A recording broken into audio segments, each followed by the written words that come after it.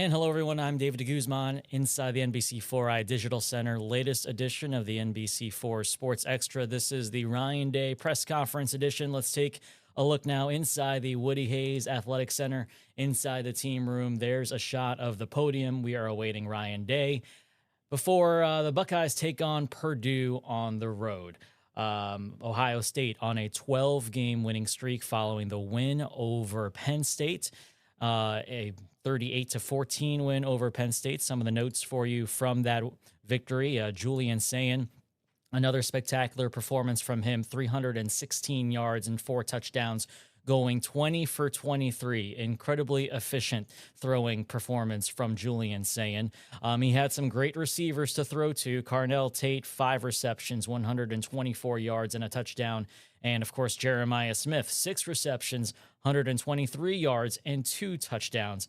And then Arvell Reese defensively, 12 tackles and a sack. Arvell Reese and Julian Sayin. Reese and Sayin were named Big Ten honorees of the week. Sayin winning Freshman of the Week and Reese winning Defensive Player of the Week. So now looking ahead to Ohio State taking on Purdue as we await Ryan Day to get to the podium. Ohio State, again, carrying a 12-game winning streak. That includes, of course, being unbeaten this year, 8-0, 5-0 in Big Ten play. On the other hand, Purdue, they've seen better days. Right now, still looking for their first Big Ten win of the year. They are 2-7 overall. This will be a 1 o'clock kick in West Lafayette, Indiana. 1 o'clock kick, it's kind of a weird kick. We haven't seen a 1 o'clock kick for Ohio State in quite some time. Last time these two teams met, it was a 45-0 victory in Columbus last year. The previous meeting in West Lafayette was back in 2023, so 2 years ago, when the Buckeyes defeated the Boilermakers 41-7. What else is going on? We're going to be also hearing about the college football playoff rankings later tonight. As of this recording, we are hours away from that reveal of the first CFP rankings of the season. It is very much well expected that Ohio State will be the top seed in that initial playoff bracket, but it'll be interesting to see how the rest of the bracket shakes out. Of course, Indiana is also very, very good in football this year. They are number 2. So we're expecting Ohio State and Indiana to go 1-2 when the initial playoff rankings come out. Let's take a look at the Big Ten schedule while we await Ryan Day to get to the podium. Indiana will be at Penn State. That will be a noon kickoff. Ethan Grunkemeyer still looking for his first Big Ten win of the year since stepping up into that starting quarterback role after Drew Aller went out with an injury. He's still also looking for his first touchdown pass since taking over the starting QB role for the Nittany Lions. Not an easy task. They'll be taking on Indiana, ranked number 2 in the country. 2:30, Rutgers will be hosting Maryland. At 3:30, it's Oregon at Iowa. Washington will be at Wisconsin. And then the nightcap, UCLA, which is, by the way, the next opponent for Ohio State after Purdue. The Bruins will be hosting Nebraska. That is a 9 o'clock kick. So once again, we are waiting for Ryan Day to get to the podium. As soon as we see him get to the podium, we will take you there for his weekly press conference and comments as the Buckeyes take on Purdue. One interesting thing to know, we've talked about the tight ends throughout the year, and they've been a very versatile unit for Ohio State. Max Clare has been leading that tight end unit with 21 catches for 210 yards and a touchdown. We've seen 5 Ohio State tight ends contribute this year. They've combined for 37 catches, 370 receiving yards, and 4 have caught a touchdown pass, including Will Kazmarek and Bennett Christian. And also Jelani Thurmond has been contributing for the Ohio State tight ends. So we'll see how much of the work that the tight ends will be getting this week, as Ohio State very much favored in this matchup against Purdue. Again, we are still waiting for Ryan Day to get to the podium. As we wait, let's also kind of take you by the numbers. Ohio State is 4-5 against Purdue in West Lafayette since the turn of the century. That includes a rare Purdue victory back in 2018 when the Boilermakers defeated then number 2 ranked Ohio State 49-20. Again, that was back in 2018. That was the only loss that season in the Ohio State campaign back in 2018. I thought that was a really interesting stat to kind of take note of. Also, Ohio State, I love these game notes that we get. Ohio State 89-11 overall in its last 100 games. That dates back to the 2017 Cotton Bowl victory over USC. Also, let's see what we have here. Ohio State defense is still going strong, even though Ohio State allowed a first half touchdown for the first time this season against Penn State. There's Ryan Day. He's at the podium. Let's take you there and listen to him live. Over these next few weeks, I know you got to get there first, but I'm curious how you're going to handle Julian, because I'm sure you want to get him his numbers so he can, stay in the Heisman race or maybe at the top of the Heisman race. You probably don't want to leave him in there too long to risk injury. You probably want to get Lincoln some reps. How do you plan on navigating that if you're able to get a big lead in second half? Just win the game. I mean, that's it. We got to get better. We got to win the game. If individual honors show up at the end of the season, they do, but that's not the number one goal, and that's part of the unselfishness of all of this. And I've mentioned this before, and it's the same thing right now. Like our goal has to be about winning as a team, and when we do, as you can see, we've won games. Things like this, guys start getting attention, which is well deserved. But we have to make sure we stay focused on what matters, and that's winning games. So we'll do what's best for the team at that moment. But this is all about getting the first down and focusing on Purdue on the road, and that's it. And so I think anytime we get focused on anything other than that, it becomes a distraction. And so we can't do that, and we have to continue to work to play our best game and master our process. And so, that'll be my message to the guys. Ryan, with James in the second half, it looked like he kind of had a spark there in the run game, showed some emotion there afterward. Can one run or that kind of momentum do something for a guy that's maybe not got the traction that he's wanted to this year? I hope so. Yeah, I saw what you saw. I saw somebody who has been practicing better and had a good run, broke a couple tackles, came up, showed some energy. So I'm hoping that can carry over into this week, and we can keep building on that because we certainly need it. Ryan, I know it's obviously in the middle of the season, there's a lot of things going on. Do you have a chance ever to sit back and actually evaluate what Julian has done through these first 8 games and how different you spend a lot of time in the summer talking about assumptions and not making them, but it's natural to do that.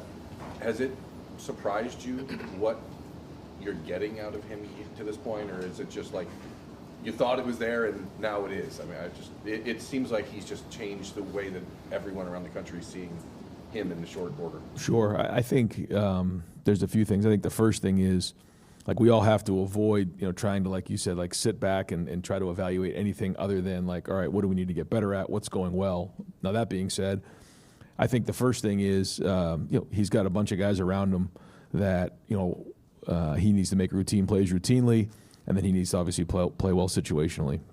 He's done that up to this point, and he's made some tremendous throws and made good decisions and taken care of the football. So he's put himself in a situation to allow us to reach our goals if he continues to play the way he's playing and then continue to improve, because, as we know, the challenges are going to keep getting bigger and bigger.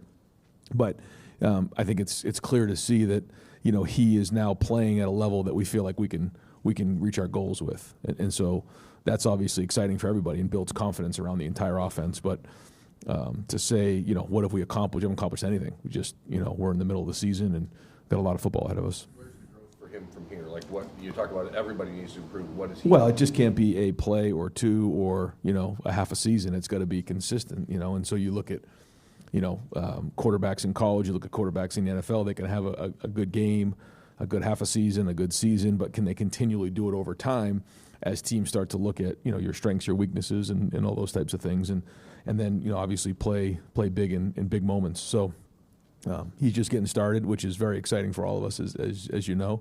I mean, if you're an offensive player right now, I mean, to know that Julian's back there with the ball coming out of his hands quickly and the confidence and decision making, like it's obviously exciting to be around that. Not only for right now, but into the future. And he's handled that well and produced it at a high level up to this point. But he knows, again, this is about accomplishing goals as a team, and he would tell you the same thing. Ryan, Luke, and Tegra both left the game on the final drive. It looked like Josh Padilla left the game early too. Just what's the status of those guys so far this week?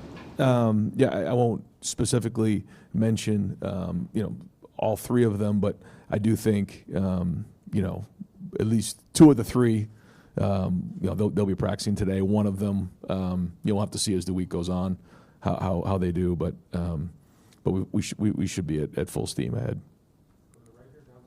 Coach, you've talked about how you feel the season starts in November. The first playoff ranking comes out tonight. Just the body of work you've done, what your expectations are for tonight? I mean, my expectation is I hope that none of our team or anybody really pays attention to it because it doesn't matter. It's good for the fans. I think it's great for college football to be talking about it, but nothing matters if we don't continue to win. So, I expect us all to be looking at it at the end of the season.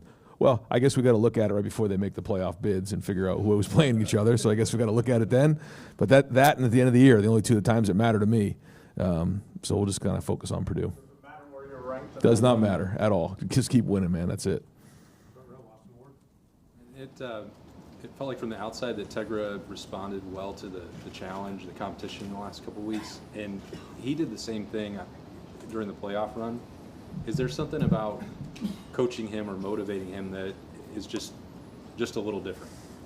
Well, everybody's different, and you have to try to figure out ways to put guys in a situation to be successful and find ways to motivate guys and press the right buttons. That's the job of a coach, to help them do things they can't do on their own, see things they can't see on their own, hear things they can't hear on their own. I mean, that's what we have to do. So we have to always press every button we possibly can to motivate guys. But, again, was it all perfect? No. But was it better? Yes. And so he's getting to the point in his career where he's played a lot of football too. So he has to bring a certain level of maturity and preparation to the table and self-correct on his own and bring self-motivation. But it's our job to make sure we're doing that for him. And as we all know, it's about consistency with Tegra because we know he can do it. You guys had the bye week right before Penn State. You guys brought in the band. Traditionally we see that in the last week of the regular season. I guess, is that something you guys talked about in the offseason, changes to how you approach that week? Like what went into that decision? Just trying to make the last week of the regular season as normal as possible. That was it. And certainly we appreciate the band and everything they do. And so it's just in an effort to make sure we can keep things as consistent as we possibly can, because that's really what the focus is. And that's the same thing this week. It's the process of coming in after the game on the Sunday, identifying the issues, calling out the champions, recognizing those, enhancing the things we're doing well, fixing those things, and having a great week of practice and sticking with our routine, because it's our routine that will allow us to play well down the stretch. And so we're just going to do everything we can to keep that as normal as possible. Yeah, offensive line. The under pressure rate for Julian in this game was 42%. That was for Pro Football Focus. I don't know if you have different numbers, but what was your evaluation of the pass protection in this game? And maybe they cleaned some things up in the second half, but what needs to improve there? Yeah, I think there was when you go against a good defensive line like they have, you know that you got to bring it every play, and I thought there was some plays where Julian was really clean back there, some longer developing routes, especially in the second half, where he's able to step into the throw. I know the one in particular to Carnell coming out of halftime. I think the second play of the second half, beautiful pocket, able to step in, deliver the ball. Then there was the 3rd down and 9 where we had instant penetration, and then Julian had to make a play with his legs. There were a couple others like that were too leaky. So when you're going against good players, that's the challenge, is that we have to play with unbelievable technique, and that's about grading out a champion. So there are some things that were good enough to win the game, but good enough for us to go win every game. I don't know. We'll have to keep working at it, but that's the goal. Ryan, you talked a lot last year about Will Howard's size and how that helped him in the pocket, feeling things, seeing things. Julian seems to do that very well too, despite not being 6'4", 230 pounds. Like, how does he do it? I guess one, do you think he's good at it, and two, how does he go about doing it when he is, not the biggest quarterback in the world? Well, it starts with the line. They have to do their job because if that doesn't happen, it doesn't work. And I thought Julian played bigger the last couple of weeks. So what does that mean, playing bigger? Well, part of it's your posture. How you stand in the pocket. But for him, I think he sees the coverage. He can feel the rush, which is not something that you can teach. He just has that feel, and has a good feel and timing of when the ball needs to come out of his hands. But I think the receivers understand too that they're running routes against the defensive line, and that's a big part of the timing and the spacing that comes with the game. And so we try to match up the drops and the play actions with the protection.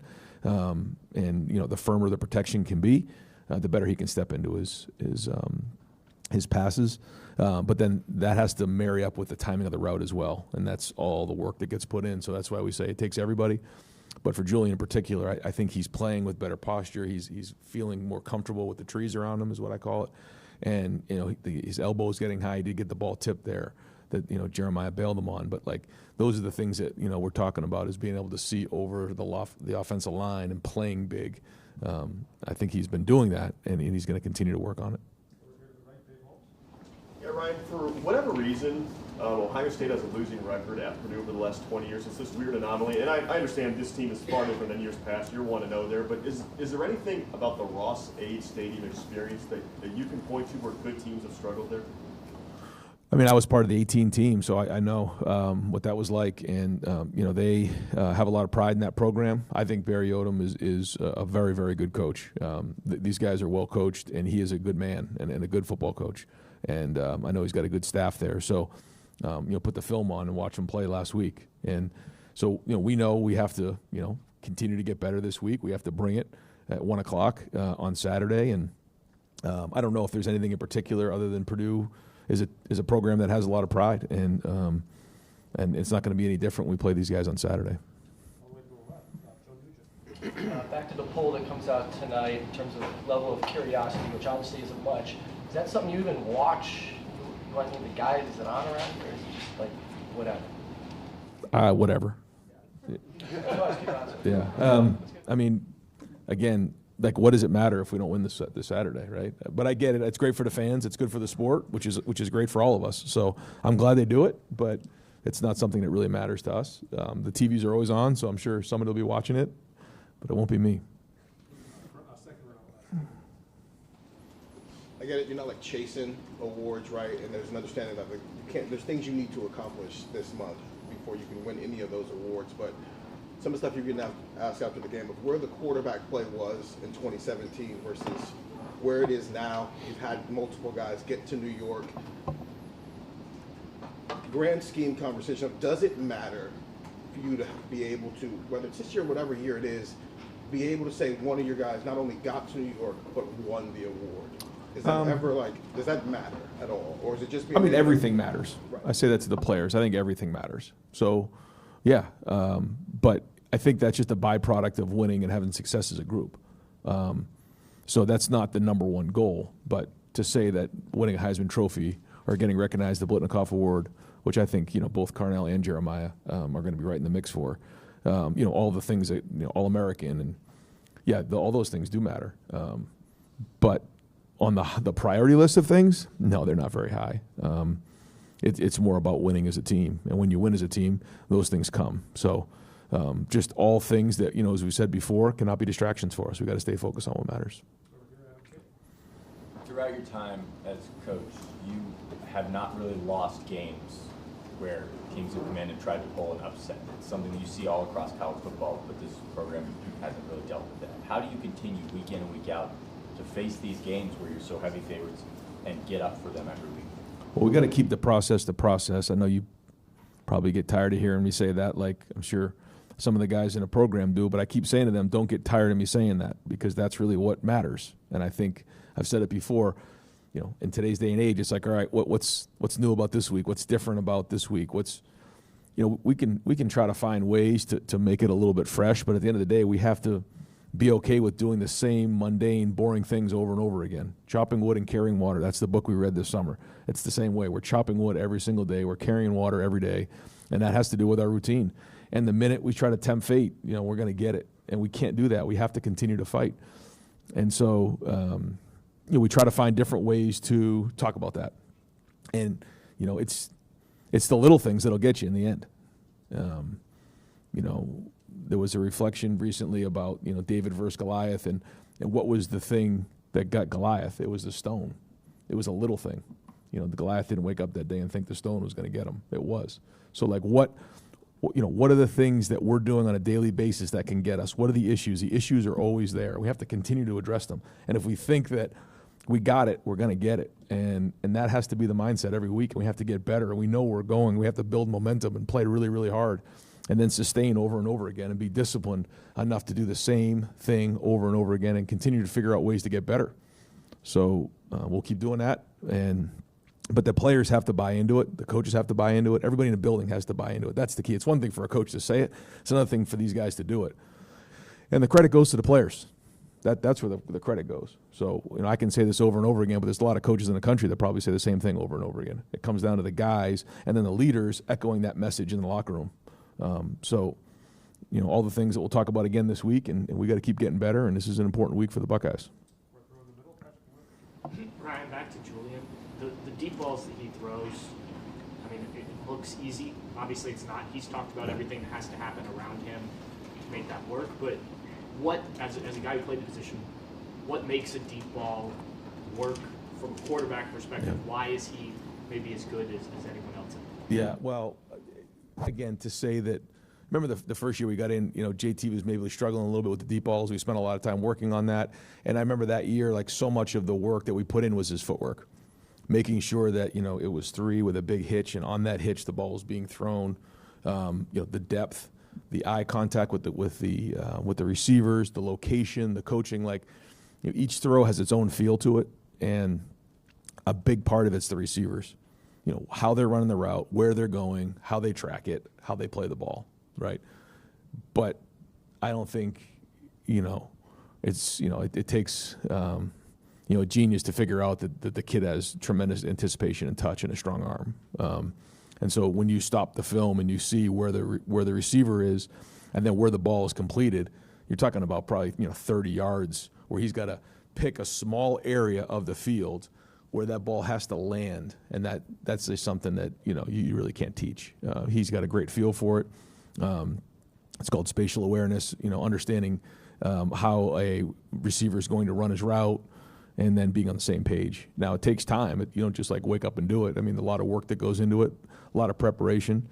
And that's another thing that I talk to our guys about. I think sometimes, people just think we go out and play and the Buckeyes are just going to win a game. It doesn't work that way. The amount of work that gets put in on a week-to-week basis to go put that on the field, to be a competitive excellence. You got one chance to get that throw right against that single coverage. And if you don't, who knows what happens? And that's what you have to realize. And if you think it's just going to happen and we're going to show up and just win games, that ain't happening either. So we have to continue to practice really, really well. It's the coach's job to put the plays in to give these guys a chance to be successful and, find the right plays that fit the defense that we're seeing. And then we go play from there and continue to stay focused. So long-winded answer, but hopefully, that gives you a little idea of what goes into just some of this stuff. But at the end of the day, he has a tremendous innate talent to throw a deep ball. I guess along with that, Bill Landis earlier in the week pointed out on Twitter that you could be heard yelling, "Got him," on one of those deep shots. How often are you yelling that? How often are you right? How often are you wrong? And just how early can you see it? And then when your quarterback sees it at the same time, how good does that feel? Well, that one in particular, we hadn't practiced all week. We put that in at halftime. So I give the players a lot of credit for being able to run a play that we hadn't practiced. I mean, that play in that formation probably ever. But we felt like, based on what we were seeing, that we were going to do it. It was a concept that we work in preseason, we work in the spring, and we felt like there was a look that we were getting that we felt we could take advantage of, and so we decided to put that in at halftime and called it the second play of the second half. And when we got kind of what we wanted pre-snap, we knew what was going on, and so yeah, it was you can drop a million plays, but they have to go put it on the field, and Carnell ran a tremendous route, stuck him, and you could see the angle, and job well done. But yeah, I mean that is the fun part of coaching. When you kind of put something together and it goes exactly the way you thought it would go.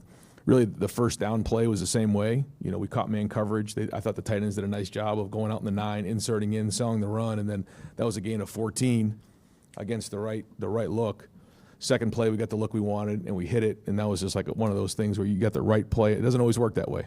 And so we talk a lot of times with the quarterback is when it's right, we got to make it. When it isn't, you got to make the quarterback or you got to make the coaches look right, because it doesn't always work that way. You got to manage the play. That one, it all worked out the right way, but you got to credit, Julian. Protection was great in putting a play on the field that we hadn't practiced. You just dropped something at half. A few times a year probably. Usually the things that we're running are plays that we've practiced, hundreds of times during the week and walk through. But every once in a while, if you're seeing something, you have to adjust and be aggressive with it and give Brian credit for calling it and the players for executing it. Ryan, in regards to moving the band up to the bye week, just logistical discussions like that, logistical decisions, how do they come about, and how much do you think logistical things like that through the course of a whole season can affect the football on Saturdays? Well, I think it's important. I think everything matters, and we try to do everything we can to keep the routine. And I talk regularly with Ross. I talk regularly with Quinn, and we go through, and Mick Marotti certainly has a huge hand in all of this, and we just. When it was last year, we were going through the playoffs for the first time. We're talking about how do those, 10 days leading up to a game, how should we manage this? And then after the season, we go through each week and figure out, that we're opening up with Texas. What does that need to look like in August? What does the week of look like? And then the bye weeks, and you go through the season, and we have a lot of give and take there, and we try to do what we can, and if it's working, we keep it going. If it isn't, we try to tweak it to make it better. And that's kind of year to year, and that's the same thing with that decision. What's the balance for a coach of trying to make every game, every week feel the same, stay to your routine, or acknowledging, leaning in at times to a big game, an important game, a rivalry game, that this is different? Well, if we have too many things in a week that are different, then it gets you out of your routine. So we try to have certain things that don't change, and that's it, because the opponent's going to change, the scheme's going to change, the location's going to change, the weather's going to. I mean, there's a lot of things that change on a week-to-week basis. There's injuries. There's a lot of things. The scheme changes, and so. What we can do as coaches is keep it as consistent, so the focus is on those things, not on, okay, why is this new? What's different? All the things that come with a week, and so that's really what we try to do all the time. I think about the run we made last year. That's something that we tried to do and try to be as consistent as we can. Even went to Washington this year. We tried to make that as much like the playoff routine as possible for the guys that were here, and so as a coach. It's just one less thing for them to worry about. Even walking into a hotel and seeing the Ohio State things, on the walls, seeing, familiar faces, like all of those things, I think for a young player just puts them in their routine and allows them to focus on what matters. So we try to do that every year. The things that are going well, we try to get better. The things that don't work, we try to get them fixed and then evaluate them again. Ryan, it's been a few years since you actually had a freshman get starts at running back for Bo. What has allowed him to have that role going into November, and when did you kind of realize he was able to handle that for a freshman? I think he's been consistent. He practices, and he's been able to handle the workload mentally and emotionally. So that's been great. I think he's got a group of guys around him that can take some of the workload off of him, which has been great, especially for a young player. But now, we really need him to play his best football here down the stretch, and the whole room really. But he has shown consistency, and the most important thing is taking care of the ball. You've had elite quarterback play since you've gotten here. I think about C.J. Stroud's accuracy. Is there something that Julian does better than any of them, even maybe C.J., in terms of accuracy, touch, vision, feeling the pressure, whatever it might be? You're going to get me in trouble with CJ if you start making me do that. I know it's fine for you. No, I think it's hard to compare, quarterbacks like that. But when you see Julian, you see the decision making. and his mind works quick. The ball comes out quick, and the accuracy is on point. So, that's what these the first half of the season or whatever has been like for him. And we'll see. We're still getting started on this, but I think it excites everybody when the ball doesn't touch the ground in practice and the ball just comes out on time, and like everyone just feels efficient in what they're doing. And he has to continue to put the work in with Billy in the classroom, so that when he comes out and there's run checks and there's protection checks, that he's on that and he's running the offense at a high level. Because when he is, it allows us to execute, and that's what we're looking for in offense. Like, we have to be able to execute efficiently for a whole game, and that's it. And that's what we're chasing, and that's one of the things that we're emphasizing today to make sure in practice today, like everything is efficient, and you can't have like a bad play. You can't. You're not allowed to have a bad play, like what we're trying to do, and so that's everybody, but certainly Julian's the one running it. Admittedly, in the Texas game, we're very conservative with him, kind of had training wheels on. When was it that you saw, I can take those off? He can just go now. In the first game, I mean, in that moment, that was a big moment. I think going into it, I think people said it was the biggest opener in the history of college football. Like, the lead up, as we know, and it wasn't just a week lead up; it was like a month lead up. He wasn't fazed, made good decisions, threw that big touchdown pass to Carnell. And when he came off the field, to me, he was communicating what he saw well, without that look in his eye like, I don't know.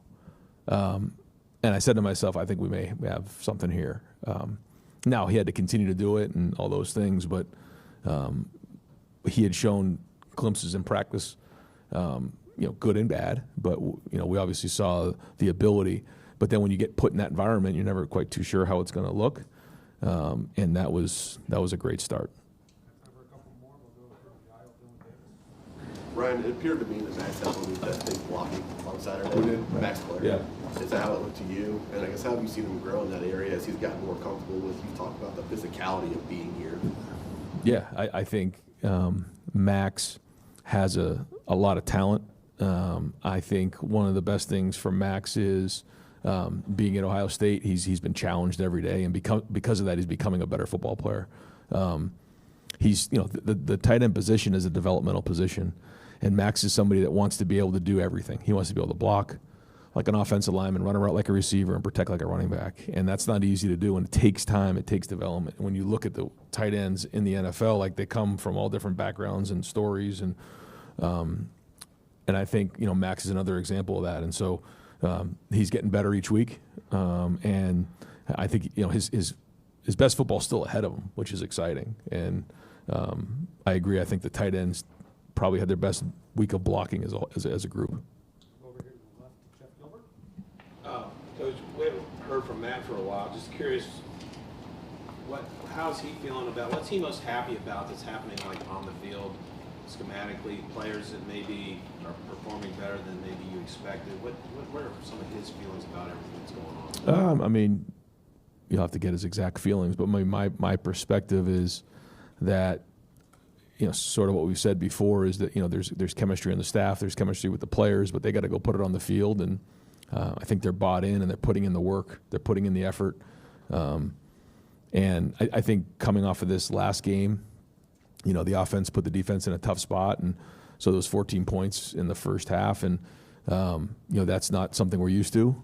And I think that's an area where we all, I wouldn't say holding our breath, but wanted to see how we would respond to that. There was no panic, and that's a good sign of a mature team. Hey, here's the things we got to get done.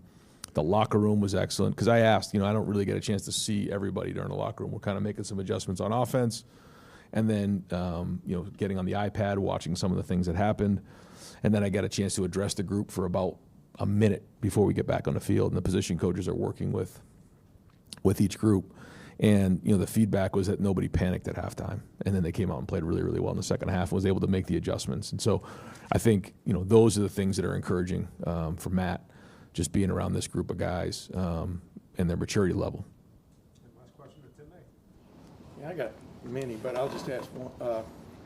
Three. With Julian, was there any bad habit y'all had to fix? I mean, you see the young guys coming up, you watch Saturday nights and guys are whipping it like Patrick Mahomes and things like that, off platform. he seems to be on platform pretty consistently and stuff. And was there anything y'all had to fix about him, and are you impressed by that aspect of his game? I guess? Well, there was a lot of things we didn't have to fix, but there were some things that we certainly fixed. Well, not fixed, but addressed that we wanted, that we felt like, really help him. You get your power from the ground up, and I won't get into all the specifics of that, but and to your point, there was something I remember. I'll tell the story real quick. On social media, it was like during the summer, he might have gone home or whatever, and he was like throwing these passes where like he was running to the left, stopping, and like throwing across his body like 60 yards. And I said to him, if I ever see that again, you're not allowed to go back to California. I said, we don't throw the ball like that around here. But he naturally, though, can throw the ball off a platform. Like you saw the throw to Bennett Christian like that. That was a twitchy throw. I mean, he was out of there. He was athletic. He was sprinting. He was running to the sideline. He put that ball like in the right spot. You look at the Brandon Innes throw on the scramble the week before. I mean, he's on the move, and that thing is on the money.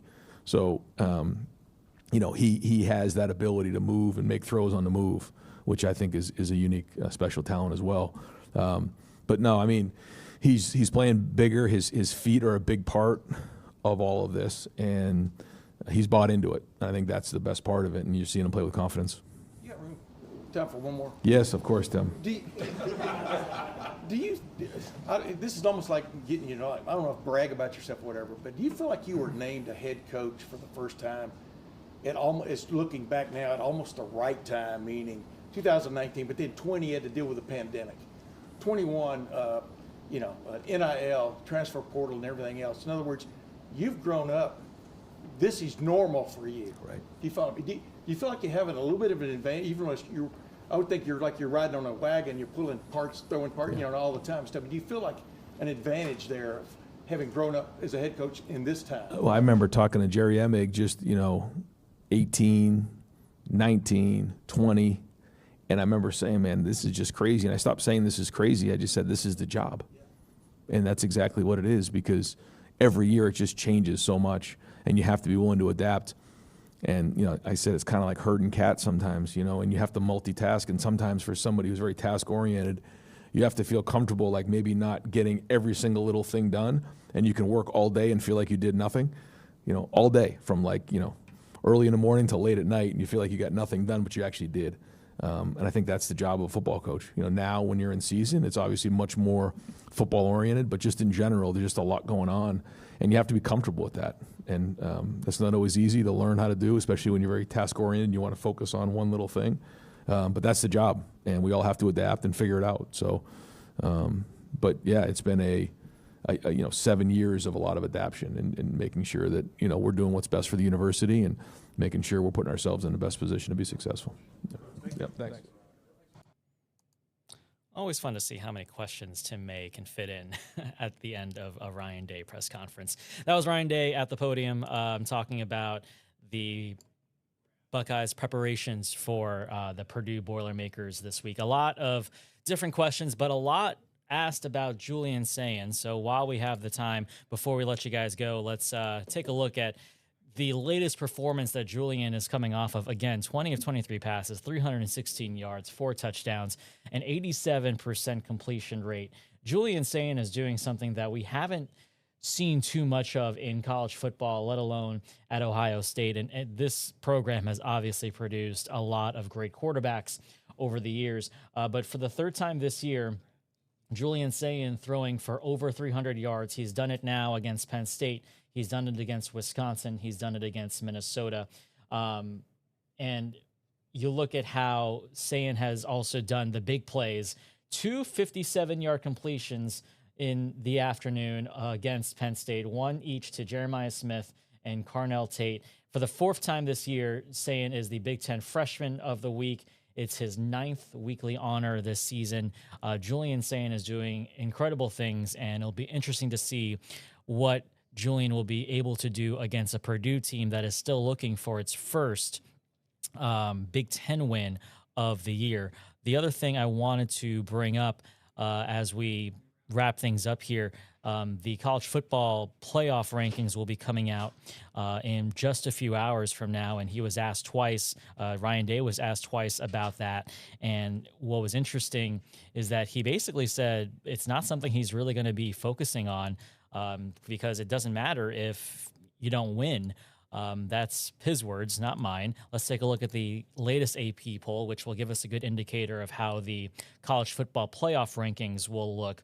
Ohio State and Indiana are 1 and 2, respectively. Oregon is at number 6. You have Texas A&M, Alabama, Georgia, Ole Miss, all great SEC schools that will likely get well represented in the not only in the AP poll, obviously, that you see in front of you, but also in the initial college football playoff rankings that come out tonight. Notre Dame is there at number 10. Interesting to see if they make it into that initial cut of the first 12. Obviously, they're trying to also incorporate conference champions into the playoff bracket. So this 1 through 10 will not be an accurate representation of what we'll see in the football playoff rankings that we will get to see in just a few hours. But we'll find out what the committee is thinking of, but Ryan Day not paying too much attention to the initial college football playoff rankings, although he does say it's great for the fans and it's great for the sport. So on that note,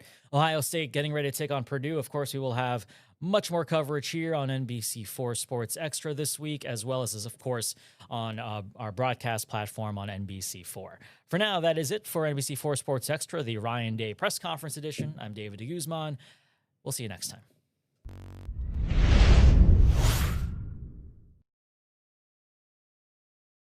Thanks for watching. For more NBC4, download the NBC4 streaming app. You'll get free 24/7 local programming streamed straight to your living room. Just search NBC4 Columbus on your Apple TV, Amazon Fire, Roku, or Samsung device.